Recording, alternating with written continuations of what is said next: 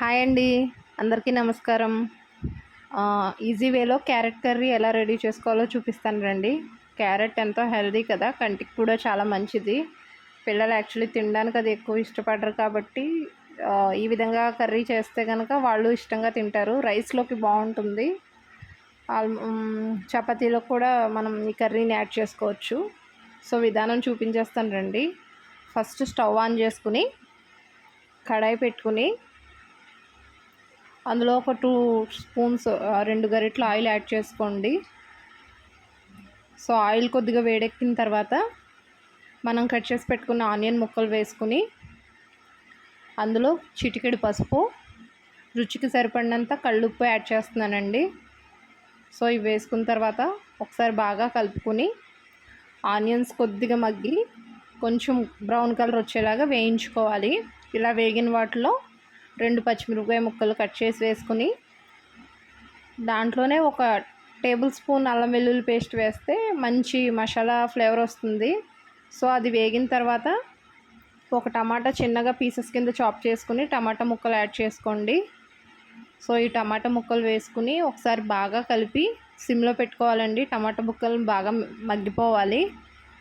అలా ఉండగా క్యారెట్ వేసేస్తే టమాటా సరిగ్గా మగ్గదు.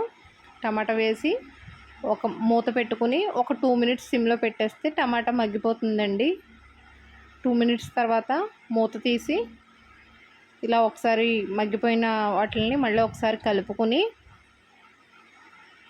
ఇందులో మనం ముందుగా కట్ చేసి పెట్టుకున్న క్యారెట్ ముక్కలు చిన్న చిన్నగా కట్ చేసుకోండి, ఈజీగా కుక్ అయిపోతాయి.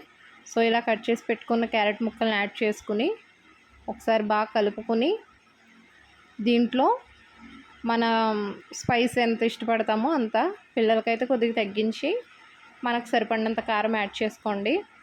యాడ్ చేసుకుని ఈ కారం అంతా ముక్కలకు బాగా పట్టేలాగా ఒకసారి బాగా కలుపుకొని సిమ్లో పెట్టుకోండి. కలుపుకున్నంతసేపు హైలో పెట్టకండి. సో మీడియం ఫ్లేమ్లో ఇవన్నీ బాగా కలుపుకున్న తర్వాత ఒక గ్లాస్ వాటర్ ఒక 2 మినిట్స్ మూత పెట్టండి.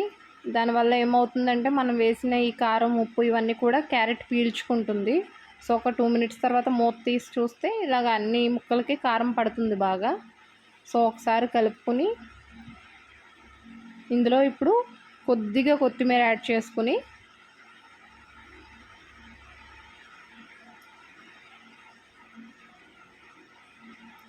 ఒక గ్లాస్ వాటర్ యాడ్ చేసుకోండి. ఈ వాటర్ పోసిన తర్వాత మళ్ళీ ఒకసారి కలిసేలాగా కలుపుకుని హై ఫ్లేమ్లో మూత పెట్టి ఒక 2 మినిట్స్ ఉడికించండి. తర్వాత సిమ్లో పెట్టుకుని ఒక 5 నిమిషాలు ఉడికించుకుంటే మీకు ఆయిల్ పైకి తేలి కూర దగ్గరికి పడుతుంది. ఇలా దగ్గర పడ్డ కూరను ఒకసారి గరిటె సహాయంతో బాగా కలిపి స్టవ్ ఆఫ్ చేసుకుని పైన కొత్తిమీర జల్లుకుంటే అంతే, ఎంతో టేస్టీ అయిన క్యారెట్ కర్రీ రెడీ అండి. ఇది రైస్లోకి కానీ చపాతీలోకి కానీ చాలా బాగుంటుంది. దట్టు పిల్లలకి హెల్దీ, కంటికి కూడా చాలా మంచిది, ఆరోగ్యాన్ని ఇస్తుంది.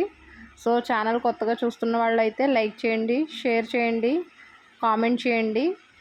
సబ్స్క్రైబ్ చేసుకుని వాళ్ళు ఎవరైనా ఉంటే సబ్స్క్రైబ్ చేసుకోండి. అంతే, మస్ట్ ట్రై చేయండి, సూపర్ ఉంటుంది. బాయ్.